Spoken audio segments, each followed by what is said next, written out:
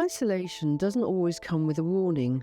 Sometimes it feels like love until it doesn't. At first, it felt like closeness. You stopped going out so much. You spent more time, just the two of you.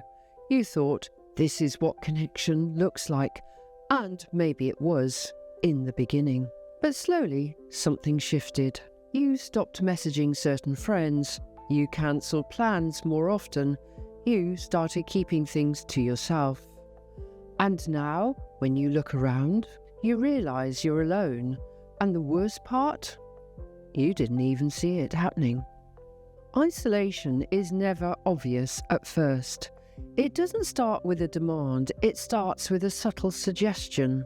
They're not really your friends. You're always so different after you've seen them. You don't need them. You've got me. It sounds protective, caring, but what it actually does is pull you inward, away from your life, away from your people, and, most of all, away from yourself. Because it's wrapped in affection, you don't notice the cost until it's already been paid. This is what emotional isolation looks like. You start filtering what you say to your friends, just in case it makes your partner uncomfortable. You cancel plans so they don't feel left out. You stop sharing certain parts of your life because they roll their eyes and change the subject. You begin feeling guilty for needing anyone else. And it happens slowly, like a fog rolling in. One boundary blurred, one connection dropped, one habit changed, until one day you wake up and the only person left in your world is the one who built the walls around you. So let's look at why it's so dangerous. Because isolation doesn't just disconnect you from others, it disconnects you from your own reflection. You stop recognizing your needs. You stop asking for input, and you stop trusting your outside world, and you start living inside their version of what your life should be. This makes you easier to control, not through force, but through emotional dependence. Now, they're not just your partner, they're your only emotional outlet, your sounding board, your only source of reassurance. And that's where the real power imbalance begins. So let's look at how they build that isolation wall. They don't do it all at once. They start with doubt. Are you sure they're not jealous of us? I don't like the way they talk about me. Or they're not happy for you. Then they layer on the guilt. You always choose them over me. You're not present when we're together. Or why do you need anyone else? And finally, they plant fear. If you tell them that, they'll just judge you. Or they don't get you like I do. It's better if we keep this between us. So now you're emotionally cut off.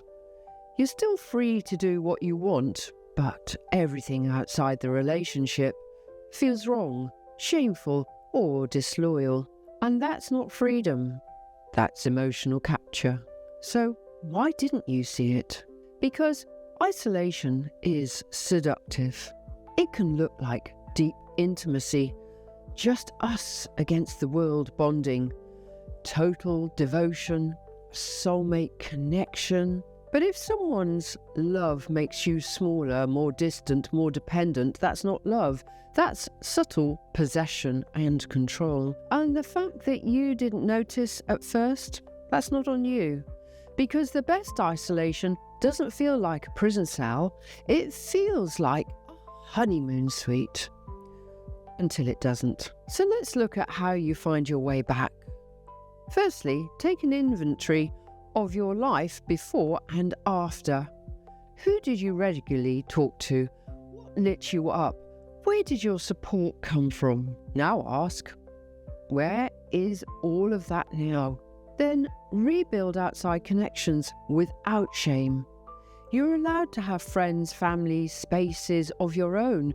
You're allowed to need multiple kinds of support. That doesn't make you disloyal. It makes you whole.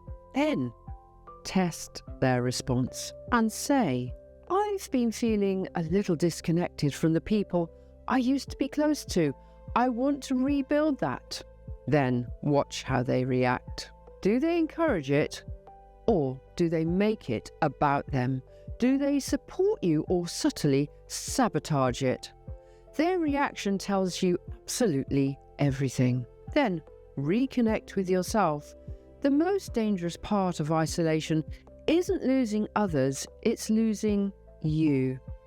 Start small, write everything down, go for long walks, revisit old hobbies, reach out to one person. Each step is a brick back in the path to your own identity. And in my closing comments, you didn't isolate yourself, you were slowly pulled away.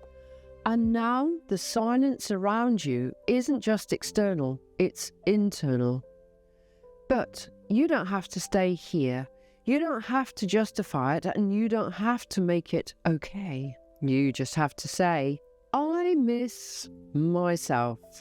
I miss being connected to the world beyond this relationship. And then start walking back, even if it's one step at a time.